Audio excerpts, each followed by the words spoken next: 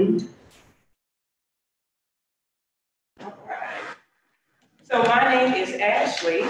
I will be presenting today social media and email marketing tips for small business owners. I'll be brief.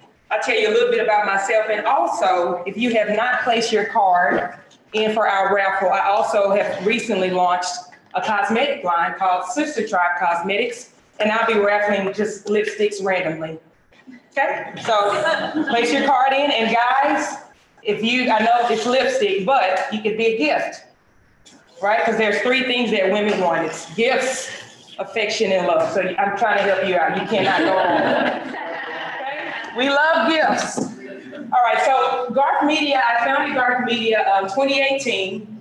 I actually started my business on my birthday. I said, what would be the best gift of a lifetime?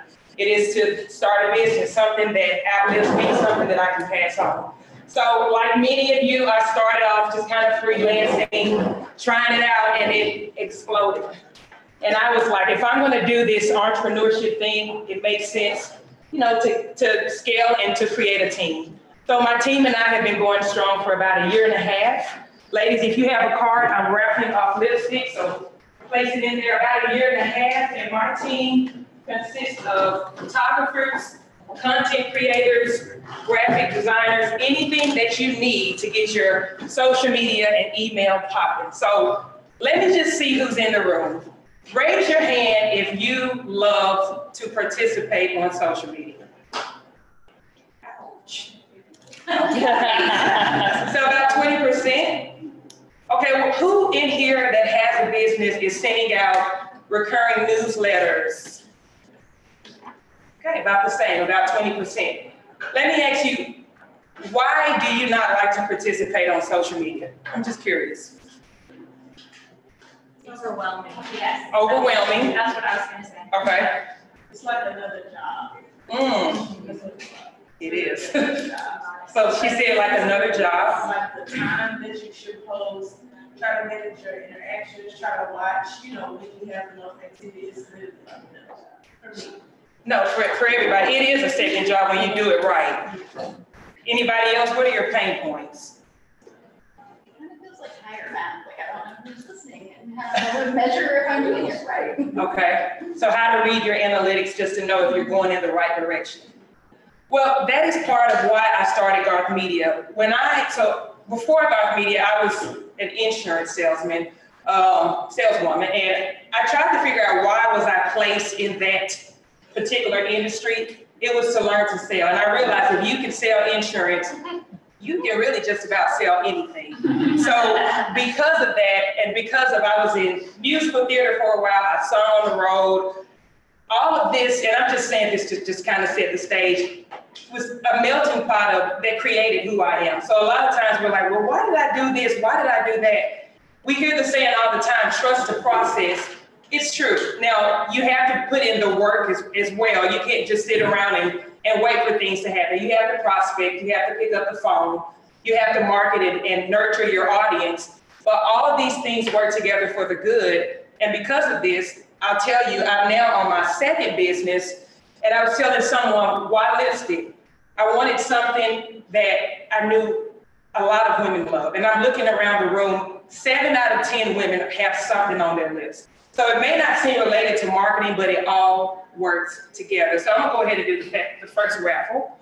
Would you mind closing your eyes and just picking a name out? And then just put it to the side. What's the name? Keita Wilson. Okay, yeah. And I've got 12 shades. This is a sister brand, so my sister, I'm kind of forcing her into entrepreneurship. It's for her own good. It's for her own good. She's learning, she's growing. We launched on May the 29th, and the purpose of this is to bring women together to network and to learn. So it's really a dynamic duo. So Garth Media, we're here for one simple reason. It's simple. All of the pain points that you guys hit on, we're here to keep your social media and your email marketing consistent and engaged so that you can work on your business and not in your business. How many people know what it feels like to be working in your business? It sucks. It really does. So that's what we're here. We're here to relieve that burden for you guys. All right, so let's go ahead and dive in. We're going to talk about social media marketing first, and then we're going to talk about email marketing. So what do you guys think the purpose as a business owner is? What purpose does social media serve? What do you think? Why do business owners post on their business page? What's the purpose? Advertising? Recognition? Communication? Building trust? All of those things together. So there's a formula for this.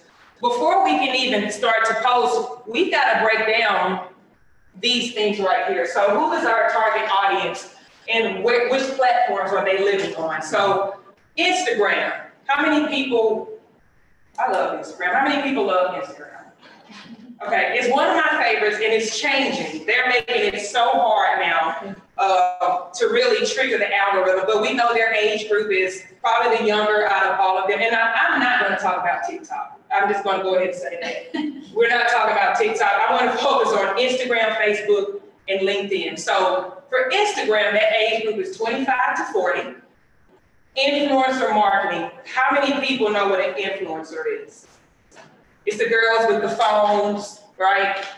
They got their meal at their favorite restaurant. They're taking a ton of pictures. And most of them, just laughing, hopefully are getting paid for that or getting free products. But for example, for the cosmetic line, there's a whole influencer marketing strategy because no one watches TV anymore. No one reads, well, that's my grandmother. My grandmother maybe reads the newspaper. My dad, he watches the news. But most of these people are on Instagram. And also high quality photos. Instagram is all about the pretty pictures with the filters and all of those type of things. Facebook. So we've got a slightly older crowd. It's more of an educational platform. So when somebody wants to know about a business, they go and they kind of like troll you or stalk you or spy on you one or two ways most often. They're going to look at your social media platforms first, and they're going to look at Google reviews. So Facebook is a very powerful tool when it comes to getting those reviews and those testimonials. And the last but not least, how many people, and I hope more people than 2 or 3 raise their hand, are participating on LinkedIn?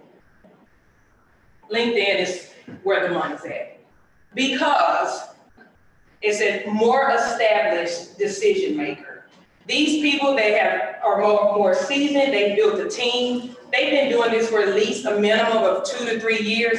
They're on LinkedIn. So you've got to catch them fast and you've got to get straight to the point because they're busy.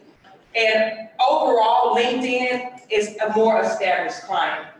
One of the reasons why I love LinkedIn the most is because of the lifetime of the post. I have created content on LinkedIn and it trends for weeks and weeks and weeks. I'm like, you guys are still talking about that? Versus Facebook and Instagram, it's kind of like after 48 hours, they've moved on to the next thing. So if you are not participating on LinkedIn, I highly suggest that you get started today. So let's talk about the first impressions for social media. Your bio. This is one of my pet peeves.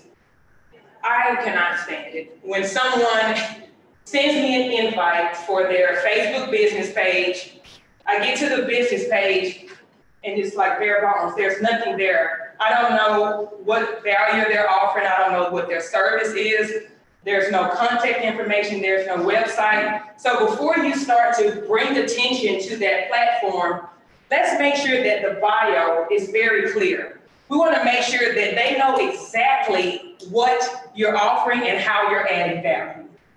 The second thing is your graphics and content.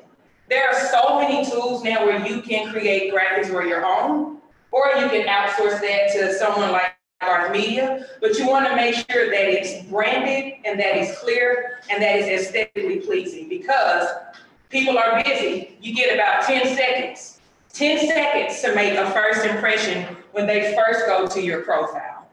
Your website, you want to make sure that it allows them to really get in touch with you. Now, we may have some website developers in here. My personal opinion is, when I compare, are people reaching out to me on their website or social, I honestly get more DMs on social media with people wanting to set up meetings and discovery calls. So although the website is important, I feel like a lot of people are reaching out through social media, but you still want to have a clear and professional website on your platform.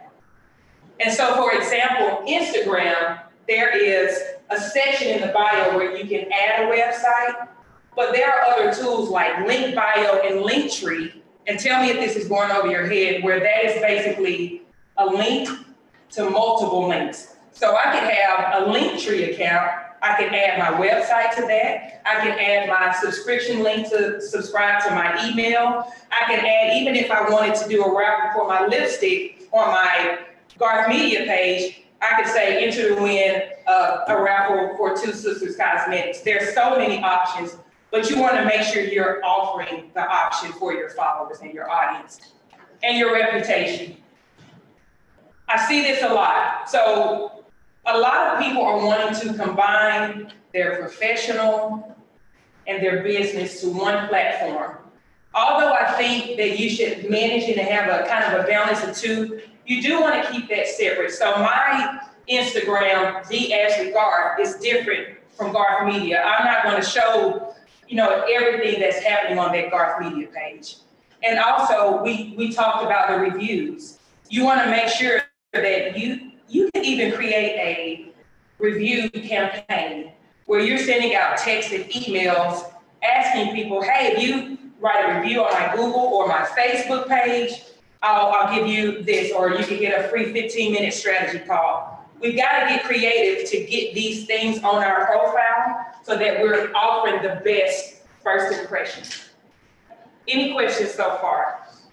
I want to make the best use of our time, so let me know if I'm going too fast. All right, so let's specifically talk about Facebook. So here are some engagement techniques for Facebook. 68% of all users are Facebook users, and I have tested these things on myself as well as my clients. Posting early in the morning, and I should have added this, or late at night. Somebody tell me, why are those posting times effective for people like us? Because I feel like most of our clients are most people in here B2B or a combination of B2C? B2B. Okay, why do you think posting early and later in the evening is the most effective? Think about it. When they're on after work. Before and after work. Before and after work, what did you say, sir? Because it's more likely that they're going to see it first in the morning before they start being busy. Exactly. He said they're going to see it before they get their day going. And think of your own schedule. In the middle of the day, you're busy. You're being productive. You don't have time. Well, hopefully, you're not scrolling on your social media, looking at other people. You're making money. You're grinding. So put yourself in your audience's shoes. What does your day look like? Now, I don't have any kids or anything. I'm a dog mom. But at the end of the day, when I'm done, when I leave the EC, I have more time. So play with those times and read your analytics. How many people in here post in your stories? Okay, about 5%. Why are you guys fearful of posting in your stories? Be honest. I don't know what the difference is between the stories and the other part. Okay, she said she doesn't know the difference. I'm not always sure who sees it. Okay, I got an answer for both of you. So your post on your timeline, that's what's going to your feed. There's an option on Instagram, now on LinkedIn, and Facebook where your stories, they're going to be at the top of your profile, and they're kind of like mini commercials. So this is how I kind of see it. I have my TV show, The Ashley Garth Show, okay? So my timeline posts, those are my regular episodes, but I kind of consider my stories like my commercials. I'm adding little bits and pieces, tips for entrepreneurs, and I'm also sprinkling in a little bit of my personality. So you want to do a mixture of both. You said you didn't know who sees it? Is that what you said? Yeah, I'm not sure, so I'm more conservative. So I love that they built in the analytics on the stories where you can see exactly who's checking you out. So That's interesting. I don't know that. yes, you can see when you go to your story and you click on it, it shows you the profile of who has viewed it. Why is that important? But if you know who's interested in you. Exactly. You know who's interested in what product or service you have to offer. All right, I want to raffle off some more lipstick. Who has not put in a card to our little clear tub there? I'll take a second for you guys to do that. I recently, and I am plugging my second business, why not? I've got a platform here, launched my cosmetic line with my sister called Two Sisters Cosmetics. So I'm just getting the word out, so why not? Yes, ma'am. How long do stories stay at the top? Good question. 24 hours. 24-hour lifespan for your stories. And I love that. I don't want everything to be on there forever. Facebook groups. Now these Facebook groups now are they're like cults. It's crazy. And I understand that people work hard to build their platform for their groups. So you can't have everybody putting in their 2 cents. So this is where I'm at with that. If you are feeling like it is hard to get your content across in some of these groups, create your own group. Create your own group. I say create your own seat at the table. There's no point in getting frustrated with platforms that people have created. Create your own platform. Couple your post with a call to action. Sometimes we just post because we're like, well, we haven't posted in forever, so let me just put something on here. But what exactly are you telling your audience to do? Are you telling them to click on your website to receive a freebie? Are you telling them to set up a time to do a discovery call? You want to make sure that there's a call to action included in your content. All right, will somebody pull out a name from our box? Where is it? Okay. Close your eyes, don't pick your own name. And just put it to the side. I picked myself. You pick your own name. It worked, congratulations. Video. If I could make a tagline or a song for that and put it on my forehead, I would. You have to use video. Why do you think video is more effective than anything else right now? More engaging. It requires less from your. Say that again for the people in the back. It requires less work instead of like. Your consumers are, I'm not gonna say lazy, they're busy. They don't wanna read a whole blog. They would much rather watch a listen to the time frame, 30 to 45-second video of you offering value than reading, because this is just how we're set up now. Our attention spans are like babies. We wanna get straight to the point. And also leverage your biggest advocates. Have you noticed that on social, you see the same people over and over again? It's because they're only allowing about 20% of your actual audience to see what you're putting out. So at one point, I realized that the 20% was the wrong 20%. And let me tell you why that's a problem. Because the algorithm, it can either work for you or work against you. So let's say I'm connected to Billy and Bob. And if they're not my target audience, guess what the algorithm is going to continue to do? It's going to continue to connect me with more people like Billy and Bob. So if Billy and Bob are not the right 20%, what do you think I need to start doing? Manipulating the system. How do I manipulate the system? You interact with people you should want to work with. Not someone maybe like family and friends, so you're interacting with them. So maybe interacting with strangers or just hashtagging something. Yes. Changing the way that you interact. And this is another one, and I love my auntie, but detox. Social media detox. It is so time consuming, but I promise you it's worth it. On the weekend, getting your followers, and who does not need to be there, unfriend them, because they're hurting you in the long run. You got to detox to get to that right 20%, because then the algorithm works in your favor. Does that make sense? And you say untraining is the only way to do it? That's part of the strategy. It's a combination of what she said, interacting with the right 20%, but like those high school friends and those ex-boyfriends and girlfriends, they're just taking up space. Get rid of them. Does somebody else have a question? Okay, let's keep going. Instagram.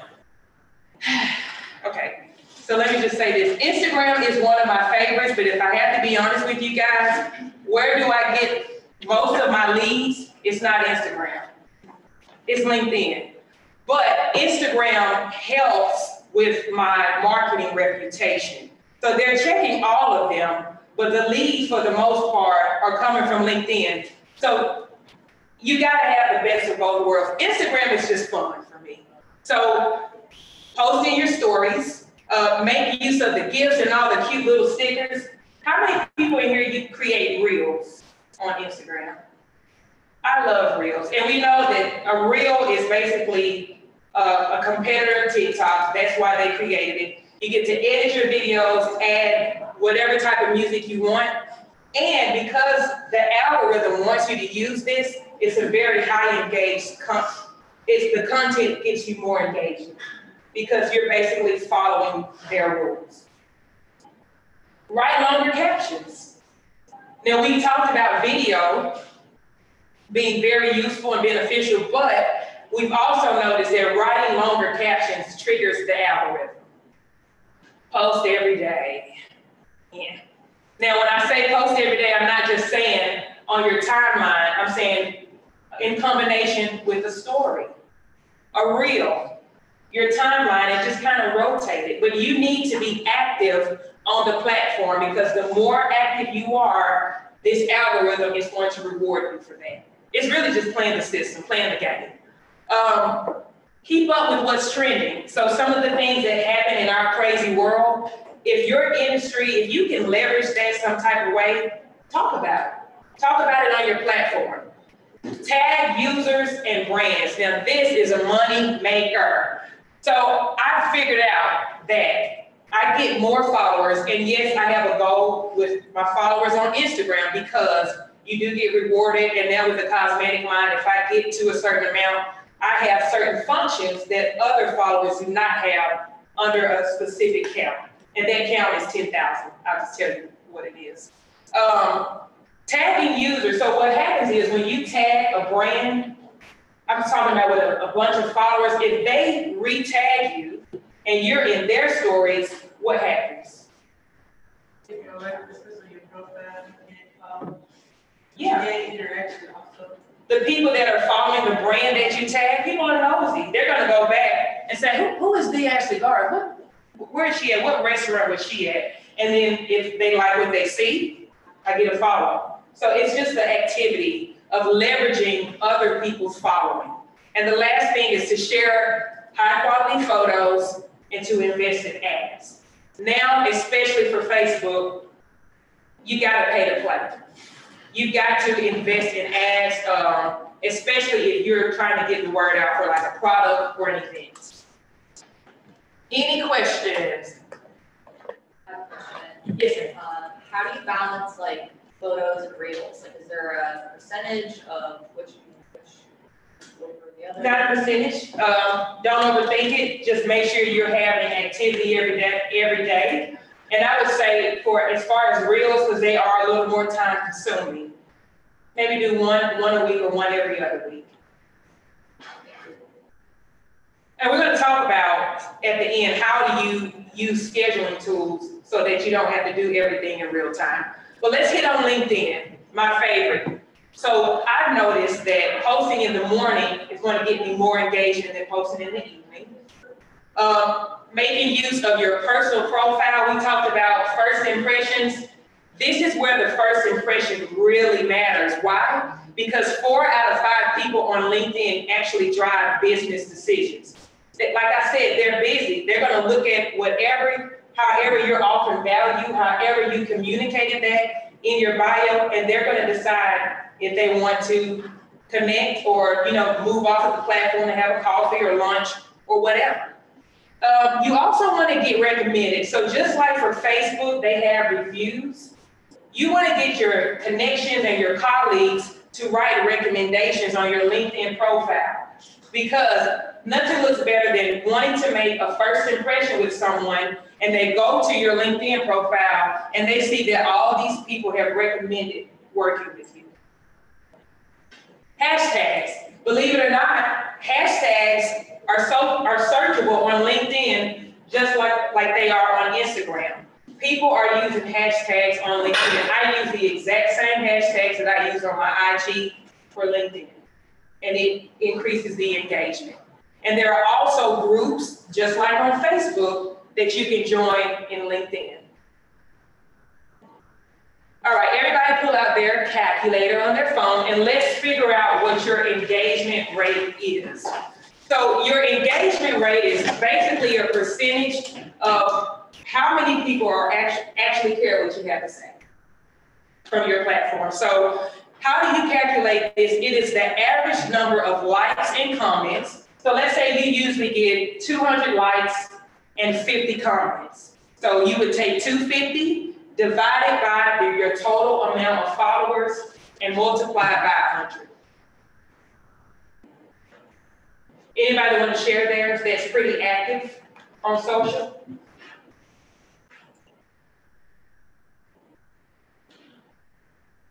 And you want to be in, well, I'm not going to tell you where you should be. I want to get numbers. Anybody? Is it likes and comments from a post or like overall? On average, per post. Oh, per post. And I want to brag on Brittany. I know she's a micro influencer. She is, whether she wants to admit it or not. She has a lot of influence. Now, although she doesn't have 10,000 followers, she's almost there. I've been watching you, girl. You're doing great. She still gets a ton of engagement with the followers that she has. Where are you at, 7,000 on Instagram? Or almost 7,000. I would guess that your engagement rate is probably in the 10s or 12%, which is really good. Where do we get the average likes and comments? So think about your post. You're just saying we're gonna create that number. Mm-hmm. Because I know on average I get a certain amount of likes, probably 10 to 20 comments, and just kind of create a rounded number. So you want to be at least in that 5 to 6%, but some people exceed that and they're in the 20s or 30s, and that's important because some of these influencers, they want to represent a brand. They show this number, this percentage to the brand that they're pitching, and they say, hey, I've got an engagement rate of 30%. This is why you want to gift me with free products or why you want to pay me to post. So that I just wanted to share that, and that kind of gives you an understanding if, one, you're talking to the right audience, and two, if you're sharing content that they care about. So curiosity question. So does just like your net reach, is that what matters more, or is it better to have, so let's say if you reach 100 people and you have a really high engagement versus reaching 100 people, you have really low engagement because it's a smaller percentage of your, you have a larger following, but it's a smaller percentage. Good question. Does it matter? So of course, the macro influencers that have the larger following, yes, their percentage is going to be lower, but they still could be reaching more people. Right. So it all depends on, you got to check things like how many sales are you making, how many clicks are you getting per post, how many shares, how many saves. And when you look at that number in combination with the engagement rate, that kind of leads you in the right direction. Does that make sense? Sure. Well, to the extent you're trying to get the most number of people. Yes. Right. But when you come to, let's say you're coming to a brand, like in your example, right? Are you just coming to them with a net number, right? And you can say, hey, yes, I have this number of people, but my engagement is this, therefore I'm reaching this number. It's really just more about the number of people you're reaching. Yes. Compared to your overall following. They want to see the percentage of people that are listening and engaged compared to your entire following, because it's almost like you're talking to zombies. And it doesn't make sense to have an inflated number of followers if they're not engaged. So that percentage just kind of puts it in full circle, like this is a percentage of people that are actually engaged with what I'm sharing. Which I want to say, you combine them, they do all the time. So They do. This is what helps separate the real. She hit on a good point. People are buying followers, which I think this is just the world we live in. I would rather do the work to get people that actually care about what I'm sharing than to just look good on social media and say, hey, I got 20,000 followers. You got 20,000 followers, but you're getting 15 likes. Like, that doesn't make any sense to me. Let's raffle some lipstick. And then we'll talk about what shareable graphics are.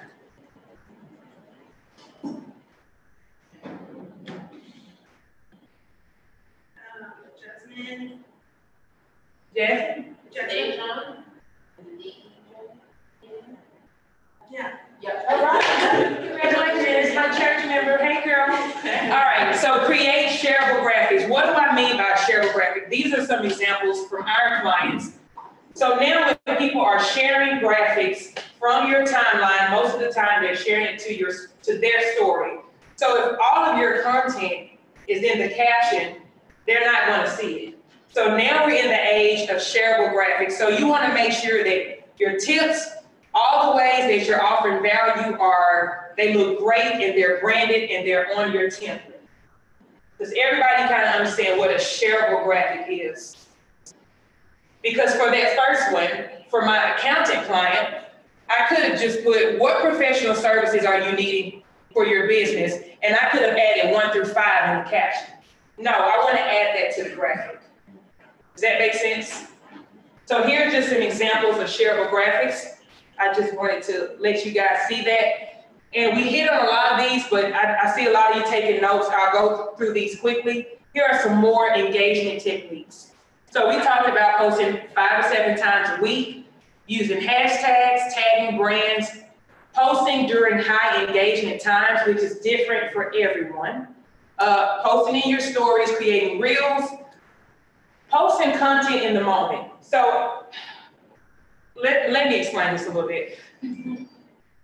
When I say post in the moment, I cannot stand it, and I'm working on this myself. When I see someone at a concert or at a dinner with a loved one, and they're so caught up in capturing the moment that they're not even engaged with the people that are sitting across from them.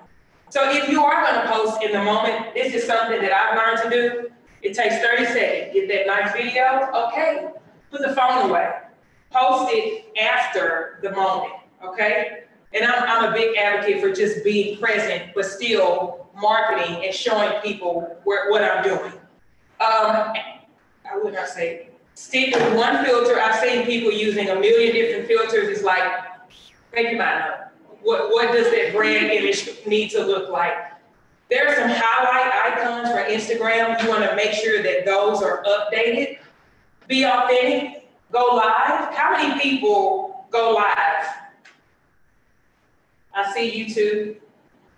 And so yes, that's in the moment. So if you mess up, you mess up. You keep going. But guess what? Nobody cares.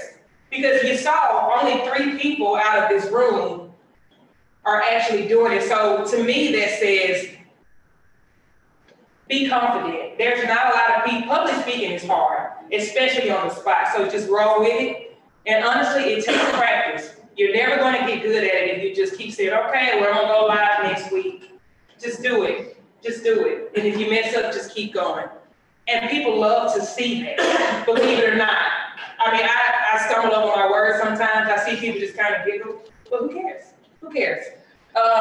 Use the correct image size for platforms because believe it or not, they are different for Instagram, LinkedIn, and Facebook. We talked about creating more video content, creating shareable templates. And the last thing I want to say is test and analyze the data. For each post, it shows you how many website clicks you got, how many shares, how many saves. I didn't talk about shares and saves, but that is very important data because if people are saving your content, that means that it's really offering value to them. So you want to look at the numbers because they don't lie.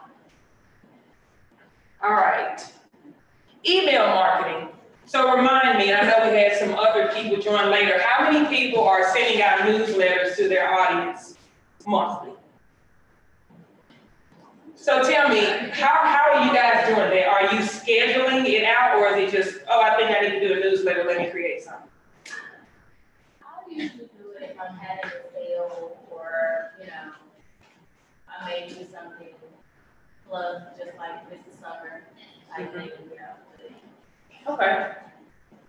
So just like for social media, you can schedule posts, you can schedule your emails. I schedule all my emails for the entire month. So that's why a strategy is important. If you have a strategy for your quarter, which I hope you do, or for your month, you know exactly what you're going to talk about in your newsletters. So here's why you need email marketing and social media marketing. They're basically a dynamic duo. So email marketing and social media are best when they work together. Social media, let's say I have an event. I gotta hit them with social media posts. I'm gonna boost the ad. I'm gonna create multiple newsletters. Like I said, our audience is busy, so we want them to hear about it and see it multiple times. So you cannot expect results, real results, if you're just using one or the other. They all work together. So here's some email marketing tips. Spam trigger words. Everybody in here gets a ton of emails every day. Sometimes I don't even know how I'm getting on these people's lists. I'm like, I never even subscribe. Like, why are you sending me this? So some spam trigger words are cash, bonus free, sell, make money. What should a subject line include? It should be relevant and it should spark curiosity. You cannot go wrong with those two things, relevancy and curiosity, when it comes to a subject line. The subject line can make or break you. Have you guys seen some cool subject lines for an email and you just had to click it? So you want to be creative and you want to think about the audience that you're serving so that you can create the right subject line. Writing friendly, what does that mean? So you want to avoid sounding like a telemarketer. Everybody's getting sold to. Now you want to write as if you're talking to a friend. Okay, so let me be clear. Not your friend you've been knowing since kindergarten, like a professional buddy, right? So you want to keep it professional, but you also want to just sound like you're having a conversation. You guys with me? Yes, ma'am? On the note of writing as if you're talking to a friend, what are your thoughts on visually how that's presented? Because I've seen some data in terms of like your traditional newsletter, the banners, your colors, and it's very professional versus like a newsletter that looks like I just opened up and wrote some emails. And I've done a little bit of maybe testing on both. What platform are you using, Brittany? Skillshare. You need to switch over. Because I've been feeling that. Yeah. Talk more. Tell me more. so I use Flowdesk. I'm in love with Flowdesk because their templates are amazing. I literally just plug it in. I plug in a video and I'll show you guys in a second. Sometimes they even have some subject lines and copy already created. So you're working harder than what you need to. Flowdesk, Flowdesk. So it's all about the template. So how do you increase your email list?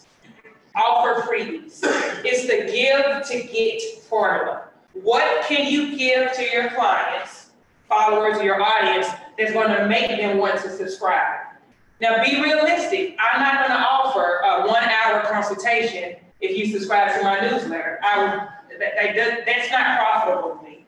But I may offer you a nice little ebook, that it took me an hour to create. It's going to show you, I'm thinking off the top of my head, 10 analytics to look for related to social media.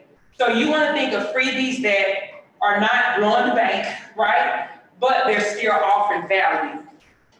You want to make the subscription process easy. How do they subscribe? And I hate that this bar is covering. Okay, so how do they subscribe? You want to add multiple landing pages to your website. So you want to have a pop-up. You might also want to have a separate tab. On my Instagram, for my link tree, I have a separate link outside of my website for them to click directly to subscribe to my newsletter. I don't want them to have to go to my website and go to the pop-up. We want to make it easy. Go ahead and give them a direct link so they can go ahead and subscribe. Create an email strategy that flows with your social media strategy. So we talked about this as well. Both strategies should be working together. So for our launch for the cosmetic line, it was going to socials, emails, we had some text campaigns as well. You want to hit them as many times as you can. And to be consistent. Don't feel afraid to get back going if you haven't sent a newsletter in 6 months. You got to find a way to ease back in there and be creative. So you can say something like, it's been a minute, my friend. I've been busy, but I miss you. So, and add a cute little emoji, you know, praying here, whatever you want to do, just to kind of spark interest. Or just be honest. And I've done this before. I was like, hey, we have restructured Garth Media. I've added some services and I've trained my team. And we just kind of took a break to get that together. But now we're back stronger than ever. So click on this link to learn more about what we've been working on. Does that make sense? All right, let's wrap with some lipstick. I guess that takes just our wrap up. Has everybody put in their card? Okay.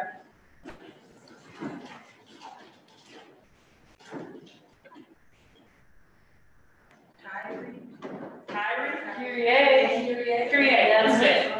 All right, congrats, girl. All right, open rates. 15 to 25% is a percentage that you want to aim for. It takes time, the same way that social media takes time to really build that trust.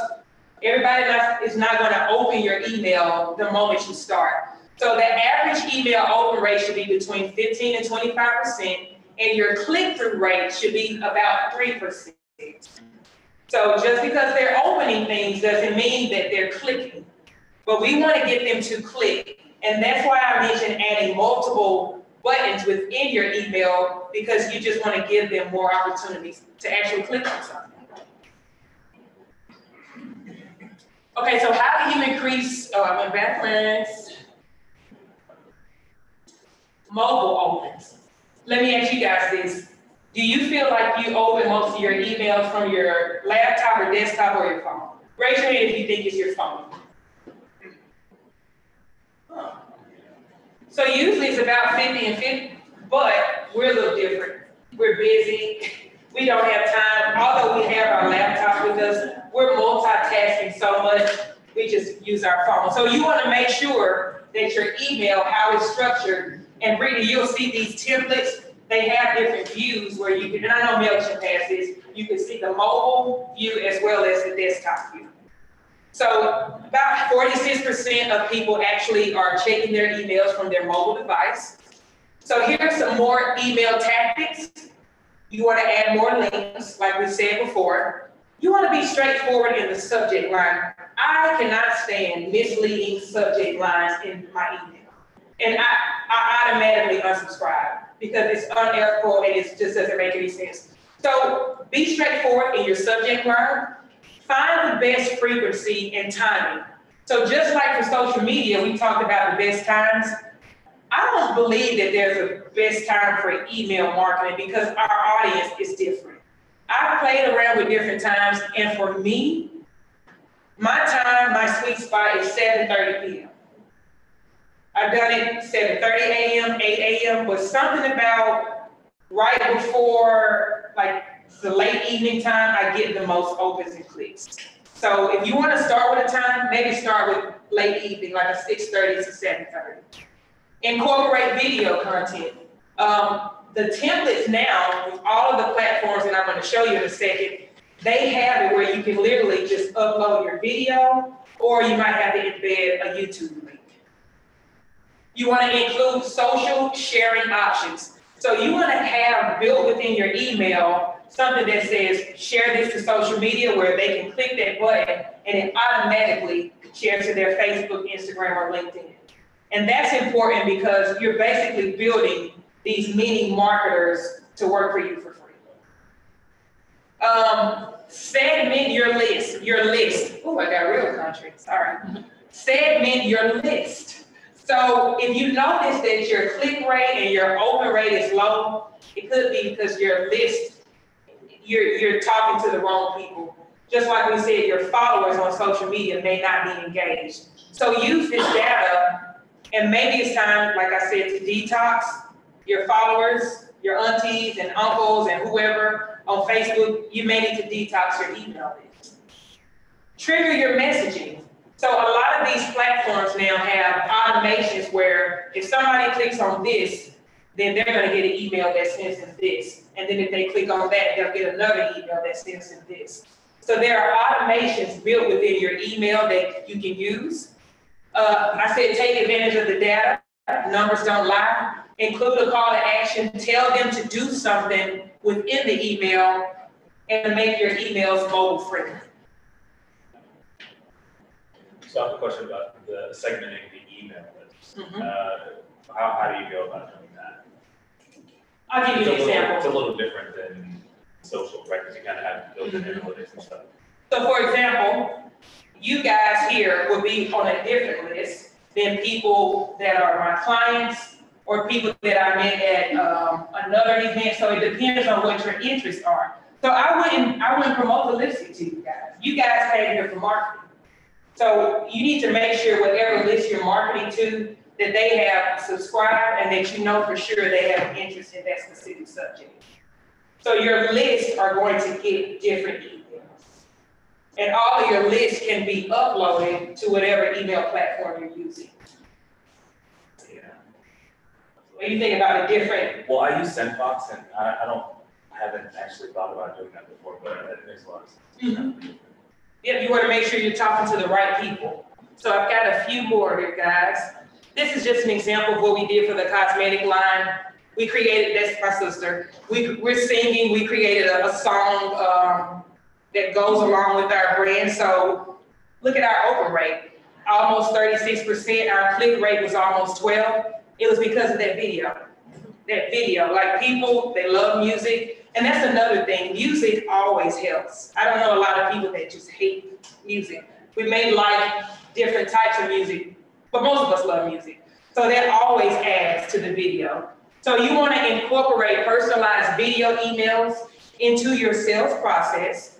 You want to send out customer video testimonials. Y'all, this is a great strategy. So yes, a written testimonial is great, but a video testimonial as an email is even better.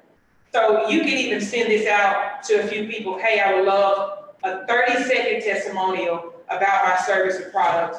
Can you send this to me by Friday? Incorporate that into your social and email marketing strategy. It works. You want to use your email marketing to upsell current customers. Y'all, we do not do this enough. We do not nurture our current customers. Like, we should be having touch points with them frequently because most of the time it's the 20% of our loyal customers that send us the most referrals. So we've got to make sure we don't forget about them and we've got to nurture them. Market your local event with video emails and also set up video landing pages with a powerful call to action. So if you want to tell somebody to do something, you want to communicate that in a video. That is very effective.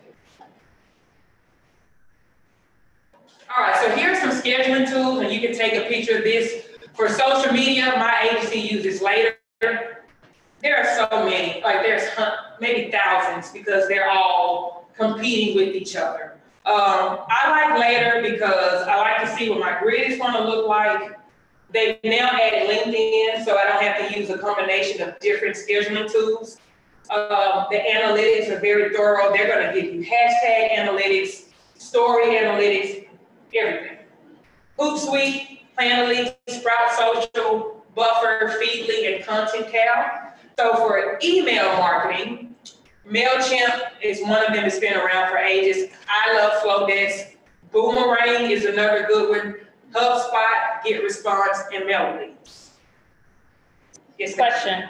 For scheduling, like I get the convenience of that, but is it true that specifically for social media, that those platforms will favor an in-time post as far as a scheduling post? Oh, they kill me. They have so many rules. I have tested that. It's just hit or miss. Like I have had all my content is scheduled. I've had some scheduled content that has gotten great engagement, and then on other days it's like 3 people, and I'm like, I don't understand. So it's just hit or miss. I don't have an answer for that. Okay. I've tested it even with my clients, and I don't know. Any other questions?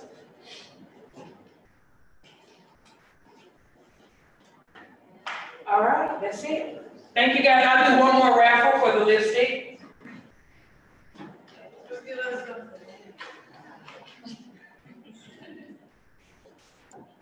How are we doing on time? Was that exactly an hour? Yeah, like 8 minutes. Maybe I have any more questions, Cheryl. Abby? Yeah. Tammy, okay, congrats. All right, well, I'll be here for another 30 minutes if you guys have questions. And I also have cards here as well. So thank you guys for coming.